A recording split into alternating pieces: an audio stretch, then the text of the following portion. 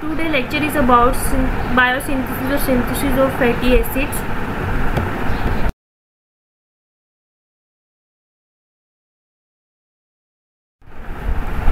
Biosynthesis of fatty acids. Fat present in the usual food supply. A large proportion of fatty acid required by the body. If the person ingests more than the required amount of calories as carbohydrate and protein, then the acetyl-CoA derived from these food components give rise to fatty acids, which are stored in the body as adipose tissue. Fatty acid synthesis occur primarily in the liver, mammary gland, adipose tissues and kidney. मैंने आपको बताया था कि जितने भी access form में हमारे पास carbohydrate और प्रोटीन जो है वो बच जाती है, तो वो एक्स्ट्रा जो होती है वो कन्वर्ट हो जाती है फैटी एसिड की फॉर्म में, और उस फैटी एसिड की फॉर्म में कन्वर्ट होने से पहले जिस चीज़ में वो कन्वर्ट होती है वो है एसिटाइल-CoA. In order to understand biosynthesis of fatty acid, first we should know some important points, including all fatty acid except the nutritionally essential unsaturated fatty acid is linoleic acid and alpha-linolenic acid. They are essentially essential fatty acid can be synthesized in the complete absence of dietary fat rather than increase fat intake, decrease fatty acid synthesis. अगर हम fat intake नहीं ले रहे, fat अपनी diet में नहीं ले रहे, तो उसके अलावा भी हमारी बॉडी इटसेल्फ जो है वो फैटी एसिड सिंथेसिस कर सकती है, एक्सेप्ट जो एसेंशियल फैटी एसिड है जो हम डाइट से लेते हैं उनके अलावा, क्योंकि वो प्लांट सोर्स है, प्लांट से आती है. Next is the starting point और building block is acetyl CoA which is mainly derived from glucose oxidation and from the catabolism of carbon skeleton of amino acid. The acetyl-CoA derived from beta oxidation of fatty acid does not take part in fatty acid synthesis to any significant degree. इसमें वो कह रहा है इस point में कि जो एसिटाइल-CoA है वो बिल्डिंग ब्लॉक है फैटी एसिड सिंथेसिस का. आप कह सकते हैं कि ये मेन कंपोनेंट है जिससे हर तरह की फैटी एसिड सिंथेसिस हम करते हैं. एक जब पायरुविक एसिड, जब हम ग्लूकोज की ऑक्सीडेशन करते हैं ग्लाइकोलिसिस में, एंड प्रोडक्ट बनता है हमारे पास पायरुविक एसिड, और पायरुविक एसिड जो है उसके बाद कन्वर्ट होता है एसिटाइल-CoA में.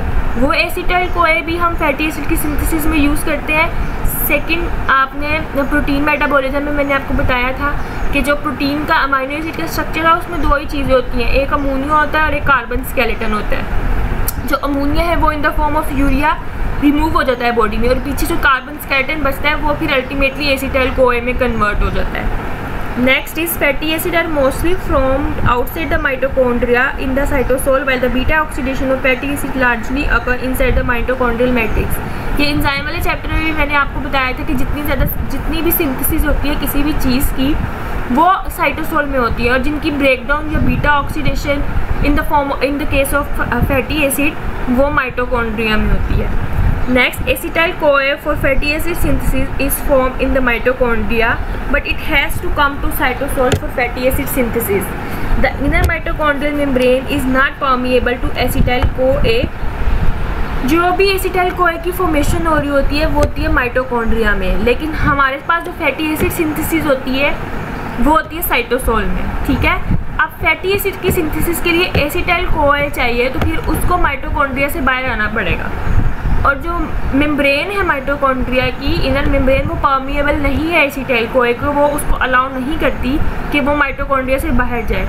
उसके लिए फिर क्या होता है कि एसिटाइल-CoA जो है वो ऑक्सैलो एसीटेट के साथ कंबाइन करता है और सिट्रिक एसिड बनाता है या सिट्रेट बनाता है, और फिर सिट्रेट ट्रांसपोर्टर के थ्रू, जो कि मेम्ब्रेन पे ट्रांसपोर्टर अटैच होते हैं सिट्रेट के, ठीक है, उनके थ्रू वो बाहर आता है माइटोकॉन्ड्रिया से साइटोसोल में. सिट्रेट जो है फिर वो दोबारा कन्वर्ट होता है ऑक्सैलो एसीटेट में और एसिटाइल-CoA में. ठीक है, एसिटाइल-CoA फिर हम फैटी एसिड की सिंथेसिस के लिए यूज़ कर लेते हैं, और जो पीछे ऑक्सैलो एसीटेट बचता है वो भी परमिएबल नहीं है माइटोकॉन्ड्रिया की मेम्ब्रेन के लिए, तो फिर पहले वो मेलेट में कन्वर्ट होता है, और फिर वो माइटोकॉन्ड्रिया के अंदर जाता है, और फिर ये सारा प्रोसेस इसी तरह चलता जाता है, और एसिटाइल-CoA फैटी एसिड की सिंथेसिस के लिए हमें मिलता जाता है. In the biosynthesis of fatty acid, molecule of acetyl-CoA condense which either producing successively larger fatty acid molecule. These require a presence of fatty acid synthesis complex. इस पूरे को हम कहते हैं फैटी एसिड सिंथेज कम्प्लेक्स, जिसमें several enzyme और कुछ कोई फैक्टर भी इन्वॉल्व होते हैं, जिनमें carbon dioxide, biotin, manganese ion, NADPH और ACPH है। ACP क्या है? ये एसाइल कैरियर प्रोटीन है, और जिस तरह हम कोए के साथ SH लगाते हैं जो कि एक्टिवली केमिकल रिएक्शन में पार्टिसिपेट करता है, इसी तरह जो SH ग्रुप है जिसे हम थायोसल्फेट ग्रुप भी कहते हैं, ये डिफरेंट कंपाउंड के साथ कंबाइन करता है और उसको एक्टिव फॉर्म देता है। Next is biosynthesis of saturated fatty acid. अब जिस तरह मैंने आपको बताया कि जितने भी फैटी एसिड्स हैं उनकी सिंथेसिस के लिए जो एसिटाइल कोए है वो है बिल्डिंग ब्लॉक, ठीक है, वो प्रिकर्सर है, उसी से ओरिजिनेट होते हैं, ठीक है। तो हम सैचुरेटेड फैटी एसिड की बात करें तो उसमें हम पामिटिक एसिड की सिंथेसिस की बात करेंगे कि पामिटिक एसिड जो कि 16 कार्बन स्ट्रक्चर है वो कैसे बनेगा सैचुरेटेड फैटी एसिड जिनमें डबल बॉन्ड प्रेजेंट नहीं होता। अब पामिटिक एसिड्स की सिंथेसिस के लिए दो चीज़ें सबसे ज़्यादा पहले इंपॉर्टेंट हैं, उनमें है एसिटाइल कोए, एक तो जिसके बारे में मैंने आपको पीछे बताया है, दूसरा है मेलोनिल कोए। एसिटाइल कोए तो आ गया कार्बोहाइड्रेट की मेटाबॉलिज्म से, प्रोटीन की मेटाबॉलिज्म से, फैटी एसिड की मेटाबॉलिज्म से। मेलोनिल कोए कहाँ से आता है? मेलोनिल आता है जब हम एसिटाइल कोए की कार्बोक्सिलेशन करते हैं, मतलब उसमें कार्बन डाइऑक्साइड की एडिशन कराते हैं, ठीक है। एसिटाइल कोए जो है वो 2 कार्बन स्ट्रक्चर है और जो मेलोनिल कोए है वो 3 कार्बन स्ट्रक्चर है, ठीक है। तो 2 कार्बन से 3 कार्बन स्ट्रक्चर बनाने के लिए हमें क्या करना पड़ेगा? हमें कार्बन ऐड करना पड़ेगा, और वो कार्बन हम ऐड करते हैं in the form of carbon dioxide by the enzyme of carboxylase, ठीक है। और जब हम कार्बोक्सिलेशन करते हैं तो वो मेलोनिल कोए की सिंथेसिस होती है। ये हो गया फर्स्ट स्टेप, ठीक है। अब इस रिएक्शन के लिए हमें जो चाहिए होती हैं कोफैक्टर, उसमें है बायोटीन और मैंगनीज। एसिटाइल कोए और कार्बन डाइऑक्साइड की एडिशन हो रही है, साथ हमें चाहिए ATP जो कि इस रिएक्शन को कैरी फॉरवर्ड कराएगा, ठीक है। ये जो है ये कमिटेड स्टेप है फैटी एसिड की सिंथेसिस में।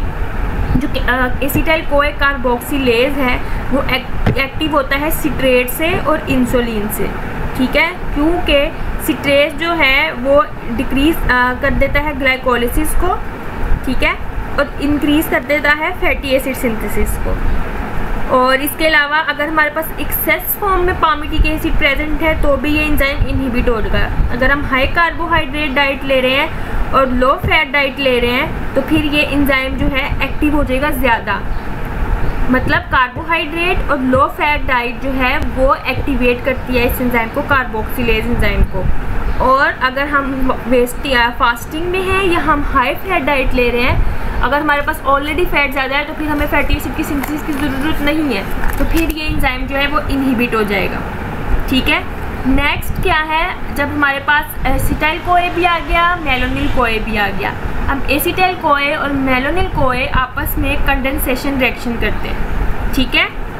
और उससे पहले कंडेंसेशन रिएक्शन करने से पहले जो मैंने आपको पीछे ACP प्रोटीन बताई थी, ACP, तो वो क्या होगा? उसका एडिशन होगा, क्योंकि एक्टिव फॉर्म वो है, ठीक है, एसाइल कैरियर प्रोटीन। तो जो हमारे पास एसिटाइल कोए के साथ कोए है और मेलोनिल कोए के साथ कोए है, वो इस कोए को हटा के ACP खुद जाके अटैच हो जाएगी, ठीक है, by the help of enzyme transacetylase and transferase respectively, ठीक है। अब नेक्स्ट है कि जो हमारे पास एसिटाइल ACP बन गया है और मेलोनिल ACP बन गया है। अब एसिटाइल ACP और मेलोनिल ACP जो है वो आपस में कंडेंस करते हैं। कंडेंस के बाद मतलब है आपस में जुड़ते हैं, ठीक है, कंडेंस करते हैं। और वो किस तरह होता है? वो इस तरह होता है कि कंडेंसेशन रिएक्शन के थ्रू अब एसिटाइल कोए जो है हमारे एसिटाइल ACP जो है वो हमारे पास 2 कार्बन स्ट्रक्चर है, ठीक है, और मेलोनिल जो कोए ACP है वो हमारे पास 3 कार्बन स्ट्रक्चर है, ठीक है। लेकिन जो हमारे पास रिजल्टेंट बनता है, जो प्रोडक्ट बनता है, वो 4 कार्बन स्ट्रक्चर बनता है, जिसे हम कहते हैं बीटा कीटो एसिटो एसिटाइल ACP, ठीक है। एसिटो एसिटाइल ACP जो है वो 4 कार्बन स्ट्रक्चर है। तो बनने तो 5 चाहिए थे, तो वो 1 कार्बन जो बच जाता है वो कार्बन डाइऑक्साइड की फॉर्म में एलिमिनेट हो जाता है, ठीक है। और हमारे पास ACP भी दोनों के साथ अटैच था, तो एक ACP भी रिमूव हो जाता है, एक ACP रह जाता है, जिसे हम कहते हैं एसिटो एसिटाइल ACP। जो एंजाइम इसमें यूज़ होता है उसे हम कहते हैं beta ketoacyl ACP synthase, ठीक है, आप इसे सिंथेज भी कह सकते हैं या पूरा प्रॉपर नाम भी लिख सकते हैं। ठीक है, अब जो एसीटोएसीटाइल ACP बना है ये हो गया हमारे पास 4 कार्बन स्ट्रक्चर। ठीक है, उसके बाद जो हमारे पास एसीटोएसीटाइल बना है उसकी होगी रिडक्शन। ठीक है, अब उस रिडक्शन का क्या मतलब हुआ, हमने इसमें हाइड्रोजन ऐड कराया है। ठीक है, एसीटोएसीटाइल ACP के स्ट्रक्चर में हमने रिडक्शन कराई है, हमने उसमें एक हाइड्रोजन जो है वो ऐड कराया है। अब उस हाइड्रोजन के ऐड होने से जो प्रोडक्ट हमारे पास बनता है उसे हम कहते हैं बीटा हाइड्रोक्सी ब्यूट्रिल ACP। ठीक है, और जो एंजाइम यूज हो रहा है सबको पता है वो है रिडक्टेज। ठीक है, beta hydroxy butyryl ACP। Beta hydroxy का क्या मतलब है कि जो बीटा कार्बन है उसके ऊपर हाइड्रोक्सिल ग्रुप अटैच है। ठीक है, अब रिडक्शन के बाद जो नेक्स्ट स्टेप है वो उसमें होती है डिहाइड्रेशन। ठीक है, उस डिहाइड्रेशन के रिजल्ट में क्या होगा, वाटर रिमूव होगा। वाटर रिमूव होगा तो हमारे पास नीचे डबल बॉन्ड बन जाएगा। ठीक है, और जो प्रोडक्ट बनता है उसे हम कहते हैं ट्रांस ब्यूटेनॉइल ACP, और जो एंजाइम यहाँ यूज होता है उसे हम कहते हैं डिहाइड्रेटेज। नेक्स्ट जो है हमारे पास दोबारा ब्यूटेनॉइल की जो है वो रिडक्शन होगी और जो हमारे पास रिजल्ट आएगा वो है ब्यूट्रिल ACP। इस सब में जो एंजाइम यूज हो रहे हैं और जो पीछे मैंने आपको कोफैक्टर बताया है इन सबको मिला के हम कहते हैं फैटी एसिड सिंथेज कम्प्लेक्स। मैं रिपीट करती हूँ कि क्या किया है पूरे प्रोसीजर को, फिर मैं आगे बताती हूँ। सबसे पहले क्या होता है, सबसे पहले होता है कि जो हमारे पास एसिटाइल कोए आता है और जो मेलोनिल कोए आता है, एसिटाइल कोए की कार्बोक्सिलेशन से हमारे पास आता है मेलोनिल कोए। ठीक है, फिर जो इनके कोए हैं उनको रिप्लेस करता है एसाइल कैरियर प्रोटीन। ठीक है, by the help of enzyme transacetylase and transferases. ठीक है, जब ACP रिप्लेस हो जाएगा, कोए निकल जाएगा, ACP जाके अटैच हो जाएगा, तो हमारे पास जो प्रोडक्ट बनेगा वो है एसिटाइल ACP और मेलोनिल ACP। ठीक है, फिर ये दोनों आपस में कंडेंस करते हैं, एसिटाइल ACP और मेलोनिल ACP, और इनके जो कंडेंसेशन से जो हमारे पास प्रोडक्ट बनता है उसे हम कहते हैं एसीटोएसीटाइल ACP, और कार्बन डाइऑक्साइड जो है वो रिमूव हो जाती है, एक कार्बन रिमूव हो जाता है। ठीक है, जो हमारे पास रिजल्टेंट आता है वो 4 कार्बन स्ट्रक्चर आता है। ठीक है, गया एसीटोएसीटाइल ACP की फिर रिडक्शन होती है। रिडक्शन का मतलब है उसमें ऐड होता है हाइड्रोजन एटम, और जो हमारे पास रिजल्ट आता है वो है beta hydroxy ब्यूट्रिल।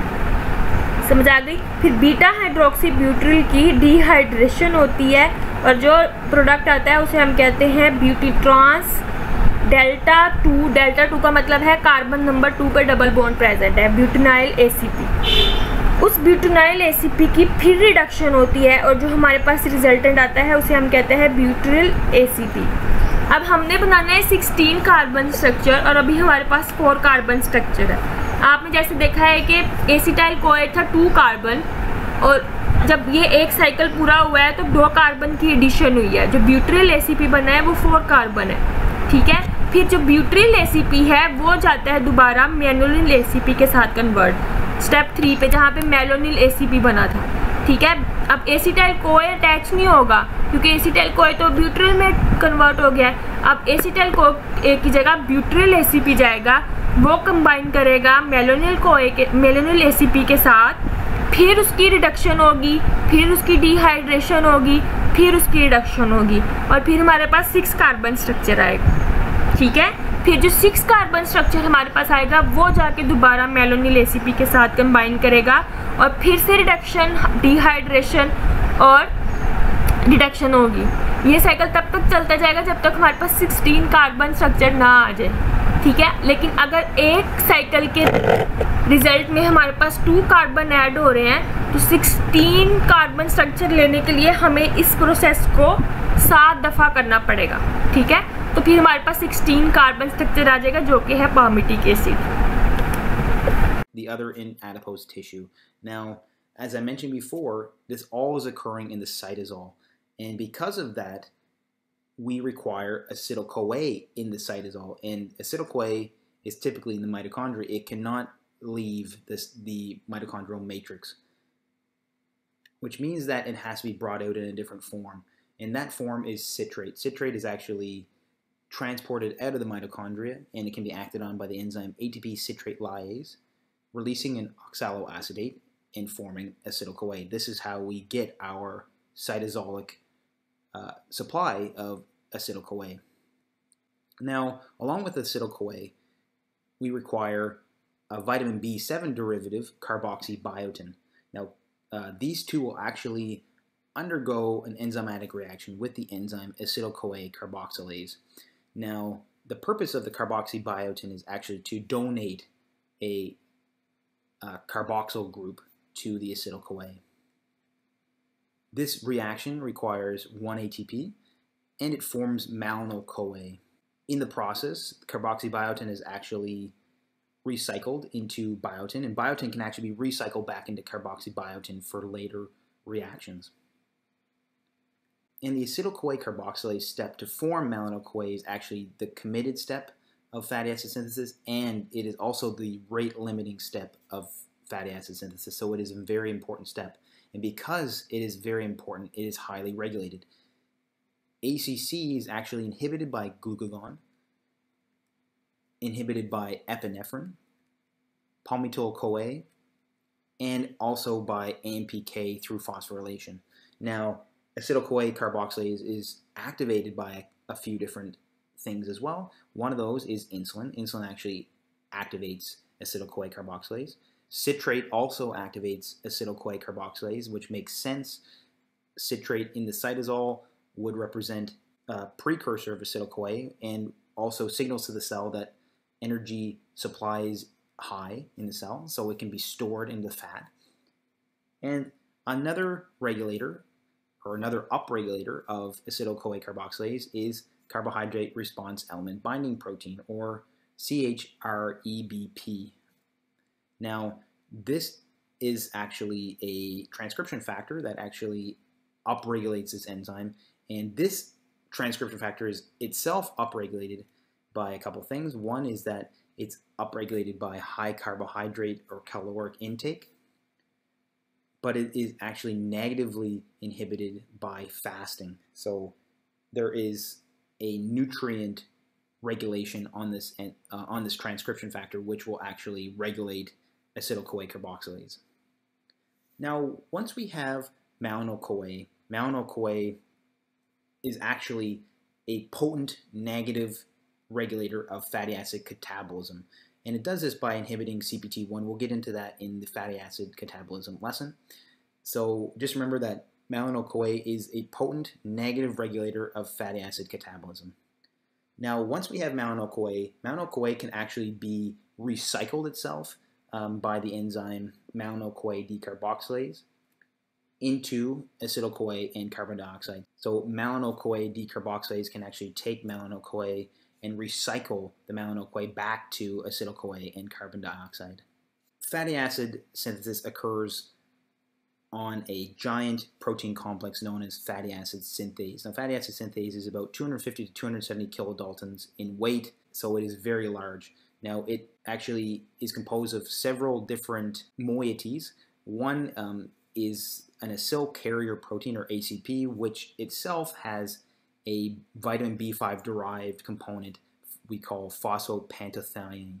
Now, another important binding point on this protein complex of fatty acid synthase is through a cysteine residue, and we'll get into how that occurs as well. So once we have acetyl-CoA and malonyl-CoA from an acetyl-CoA carboxylase reaction, we can go through one cycle of the fatty acid synthase protein complex, and now I'll show you how that happens. So the first thing that will happen is acetyl-CoA will actually bind to a sulfhydryl group on the phosphopantothene moiety on the acyl carrier protein of the fatty acid synthase protein complex.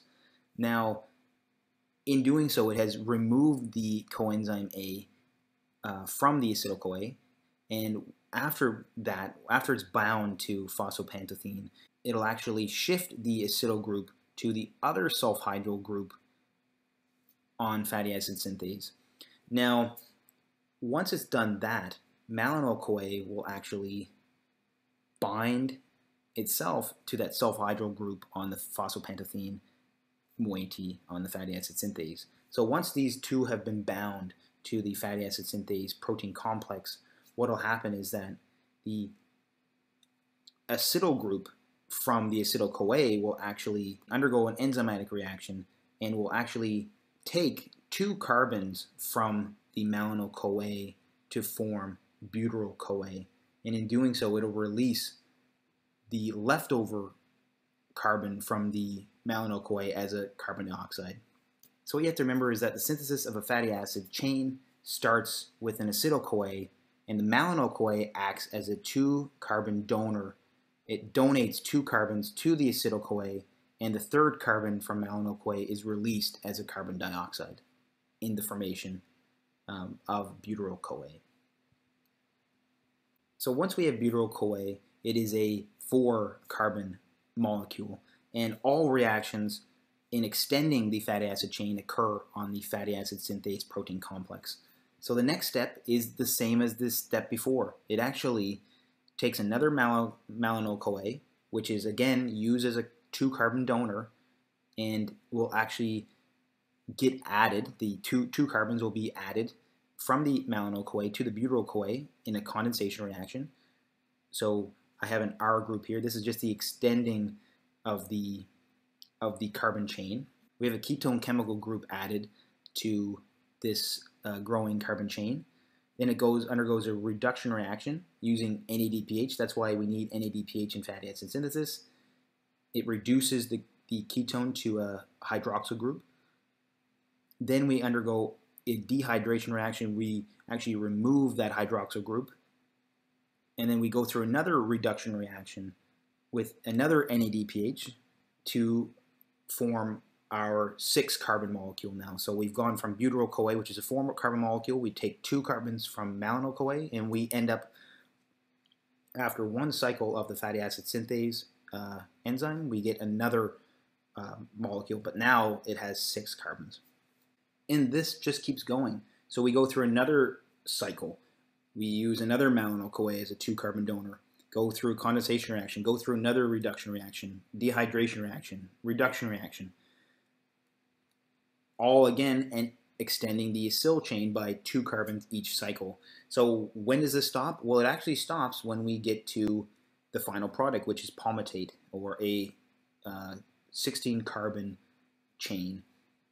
So the total amount of cycles is actually 7, because 2 carbons come from malonyl-CoA each cycle, times 7, there's 14. We started with acetyl-CoA, so it comes to 16.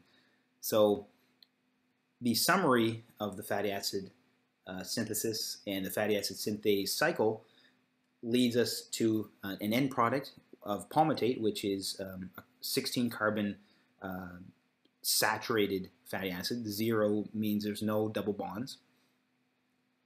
There are a total of 7 cycles in the fatty acid synthase reactions, or the fatty acid synthesis cycle. There's actually 7 cycles, because again we start with 2-carbon acetyl-CoA, and malonyl-CoA acts as a 2-carbon donor each cycle, which means we use 7 malonyl-CoAs. So that's 14 carbons plus the 2 carbons from the acetyl-CoA leads us to palmitate. And each cycle actually uses 2 NADPH. There's actually 2 reduction reactions in each cycle. That leads us to using 14 NADPH. And there's actually 7 ATP utilized. Now, where's the ATP, you might say? Well, the ATP is actually used in the acetyl-CoA carboxylase reaction. So we need 7 malonyl-CoA to actually go through 7 cycles. Each malonyl-CoA costs 1 ATP, so that's where we're getting 7 ATP. There's 7 carbon dioxides produced. Each time we add 1 malonyl-CoA, 1 carbon dioxide is released. And the total equation for the reaction is as follows. 8 acetyl-CoA are utilized. We have 1 acetyl-CoA for the beginning, and 7 acetyl-CoA are used to make the 7 malonyl-CoAs. We need 14 NADPH, 7 ATP, 14 hydrogen ions, and we produce a palmitic acid, and the rest of it is just the recycled components of the reaction. Anyways, guys, I hope you found this video helpful. If you did, please like and subscribe for more videos like this one. And as always, thank you so much for watching, and have a great day.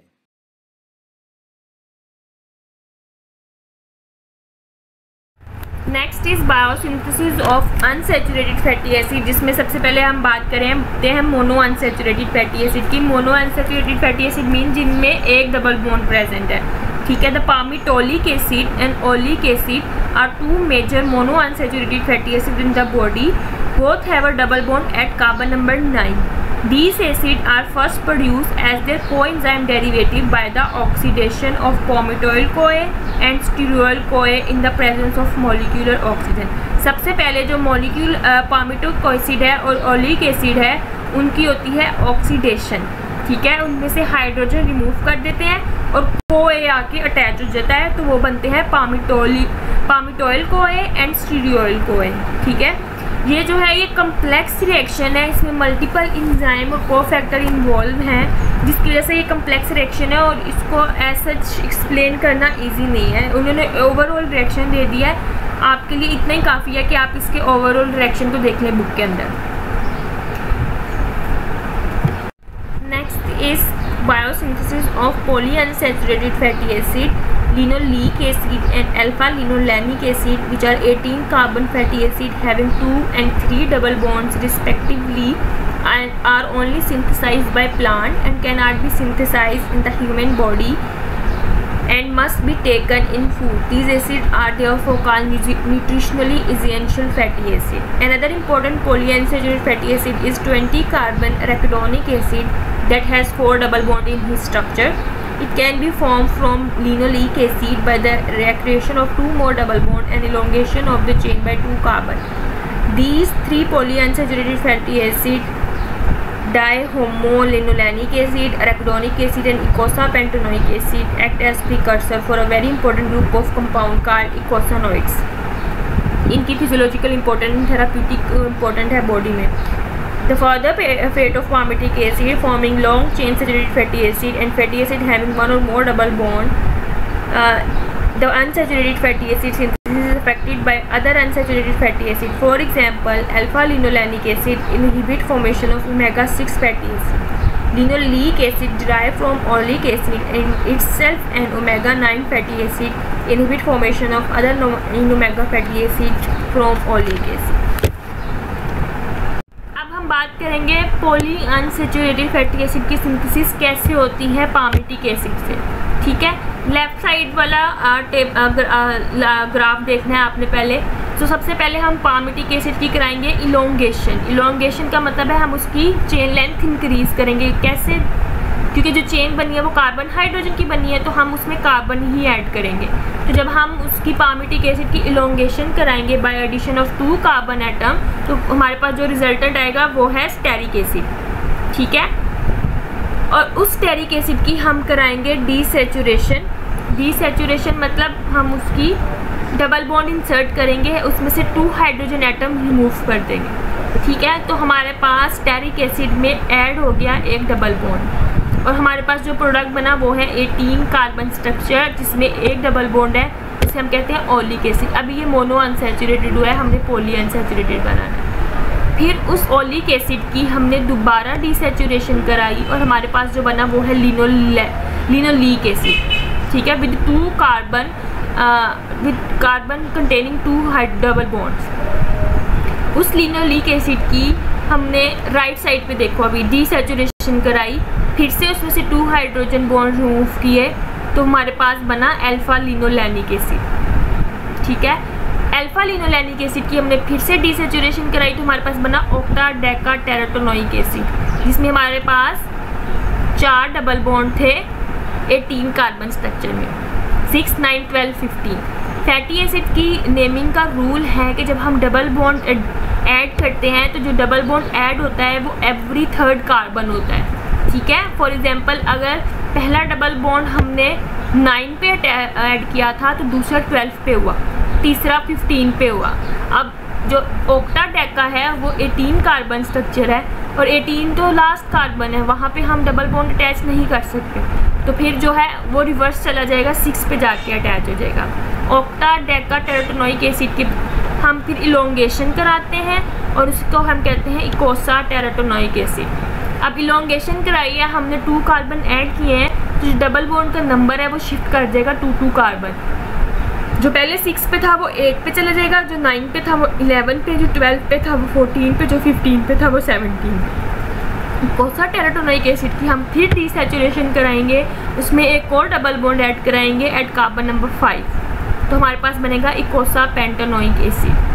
5, 8, 11, 14, 17 5 double bond. अब alpha linolenic acid से लेके इकोसा pentanoic acid तक जितने fatty acid हमने पढ़े हैं वो सारे ओमेगा 3 फैटी एसिड्स हैं।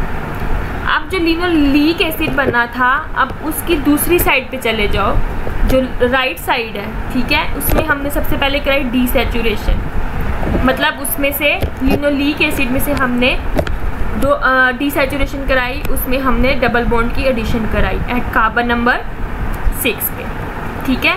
गैमा लिनोलेनिक एसिड हमारे पास बना 6, 9, 12। अब गैमा लिनोलेनिक एसिड की हमने फिर इलोंगेशन कराई, तो हमारे पास इकोसा ट्रायोनिक एसिड बना, ठीक है। तो जब हमने इलोंगेशन कराई तो जो डबल बॉन्ड था वो 2 कार्बन शिफ्ट कर जाएगा, जो 6 वाला था वो 8 पे चला जाएगा, 9 वाला 11 पे और 12 वाला 14 पे। इकोसा टेराटोनोइक एसिड की फिर डीसैचुरेशन कराई तो हमारे पास बना इकोसा टेट्रानोइक एसिड, मतलब हमने एक और डबल बॉन्ड ऐड किया एट कार्बन नंबर 5, तो हमारे पास बना 5, 8, 11, 14। और गैमा लिनोलेनिक एसिड से लेके इकोसा टेराटोनोइक एसिड तक जितने फैटी एसिड हैं उन्हें हम कहते हैं ओमेगा 6 फैटी एसिड, ठीक है। अब जो हमारे पास ओलिक एसिड ऊपर बना था, जो कि सिर्फ प्लांट्स में बनते हैं, ओमेगा 9 फैटी एसिड, उनकी सिंथेसिस कैसे होती है? तो वो ऐसे होती है कि जो ओलिक एसिड था उसकी पहले हम कराते हैं इलोंगेशन, ठीक है, उसको बनाते हैं 20 कार्बन, उसकी फिर कराते हैं इलोंगेशन, फिर हम उसे बनाते हैं 22 कार्बन। इस तरह डबल बॉन्ड जो है वो शिफ्ट करता जाएगा। ओलिक एसिड में कार्बन नंबर 9 पे था, जब हमने उसकी इलोंगेशन कराई फर्स्ट तो 11 पे चला गया, सेकंड कराई तो वो 13 पे चला गया, फिर कराई उसकी इलोंगेशन तो जो डबल बॉन्ड था वो 15 कार्बन पे चला गया और 2 कार्बन ऐड हो गए। इन्हें हम कहते हैं ओमेगा 9 फैटी एसिड, ठीक है। Next is biosynthesis of triglycerides. The fatty acid synthesis either in the body itself or derived from fats are esterified with glycerol derived from glycerol 3-phosphate to form triglyceride. Glycerol 3-phosphate is mostly derived from dihydroxyacetone phosphate and intermediate in glycolysis. It can also be produced from glycerol, which is during lipolysis, hydrolysis of triglyceride. These two reactions are given, मैंने explain किया है। सबसे पहले तो मैं बात करूँगी dihydroxy acetone phosphate की। ये आपको याद होगा कि ये ग्लाइकोलिसिस अगर आपको याद हो तो जो डाईहाइड्रोक्सी एसीटोन और जो हमारे पास ग्लिसरैल्डिहाइड 3-फॉस्फेट बनता था उसमें से जो डिहाइड्रोक्सी एसीटोन फॉस्फेट है वो कन्वर्ट होता है ग्लिसरॉल 3-फॉस्फेट में by the help of enzyme glycerol three phosphate dehydrogenase, ठीक है। एक तो इस तरह हमारे पास ग्लिसरॉल 3-फॉस्फेट आता है, दूसरा हमारे पास ग्लिसरॉल 3-फॉस्फेट कहाँ से आता है? जब हम ट्राइग्लिसराइड की या लिपो ब्रेक डाउन करते हैं तो क्योंकि आपको पता है जो फैटी एसिड है वो 1 ग्लिसरॉल और 3 फैटी एसिड के मिलकर बनता है, तो फिर हम जब वो ग्लिसरॉल आता है और फिर उसको हम फॉस्फोराइलेट कराते हैं ATP के साथ तो हमारे पास ग्लिसरॉल 3-फॉस्फेट बनता है, ठीक है। अब ये दो जगह से हमारे पास आ गया ग्लिसरॉल 3-फॉस्फेट और ये एंजाइम जो इसको कैरी फॉरवर्ड करता है वो है ग्लिसरोकाइनेज। ये प्रेजेंट होता है मेमोरी ग्लैंड में, हार्ट में, लीवर में और किडनी में, लेकिन एडिपोज टिश्यू और मसल में एब्सेंट होता है। तो एडिपोज टिश्यू और मसल्स जो हैं वो ग्लिसरॉल को ग्लिसरॉल 3-फॉस्फेट में कन्वर्ट नहीं कर सकते, तो ये हेल्प नहीं करते ट्राइग्लिसराइड की सिंथेसिस में, ठीक है। These tissue depend on the supply of glycerol 3-phosphate derived from glycolysis।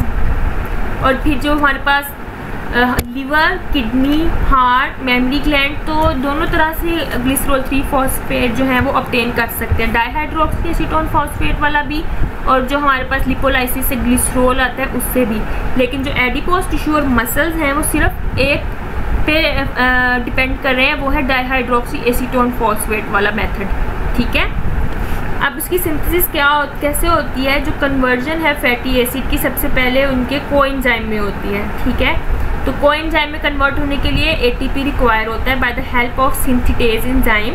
Fatty acid plus कोए प्लस ATP फैटी एसाइल कोए और एक फॉस्फेट जो है वो रिमूव हो जाता है। ठीक है, तो हमें पता होना चाहिए ट्राइग्लिसराइड की सिंथेसिस के लिए हमारे पास जो सबसे पहली चीज़ बनती है वो फॉस्फोटाइडिक एसिड है। फॉस्फोटाइडिक एसिड कैसे बनता है? जो हमारे पास ग्लिसरॉल 3 फॉस्फेट आया था, वो ग्लिसरॉल 3 फॉस्फेट और जो लिपोलाइसिस से हमने सेपरेट किया था ग्लिसरॉल को और फैटी एसिड को, वो फैटी एसिड अपने कोए में चेंज होके ग्लिसरॉल के साथ कंबाइन करता है, 2 तीनों नहीं, और हमारे पास बनता है फॉस्फोटाइडिक एसिड। ठीक है, और वो जो फॉस्फोटाइडिक एसिड बना है उसकी हम कराते हैं dephosphorylation bye the help of enzyme phosphatase, और उसमें हमारे पास बनता है डाईएसाइल ग्लिसरॉल और एक फॉस्फोरिक एसिड जो है वो रिमूव हो जाता है। जो डाईएसाइल ग्लिसरॉल बना था फिर उसमें हम ऐड करते हैं एक फैटी एसाइल कोए जो बच गया था तीसरा, और हमारे पास बनता है ट्राईएसाइल ग्लिसरॉल और कोए। It has already been seen that fatty acids are formed from acetyl CoA, which is produced from metabolism of carbohydrate and amino acid. The other component of triacyl glycerol, glycerol has already been capable of being formed from dihydroxyacetone phosphate, an intermediate compound in glycolysis. In this way, triglyceride can be readily synthesized in the body in the total absence of dietary lipid.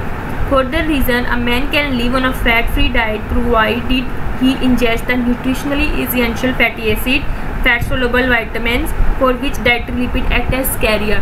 और जो हमारे पास essential fatty acid है उनमें हमारे पास linoleic acid, alpha linolenic acid और omega 3, 6 और 9 fatty acid present है।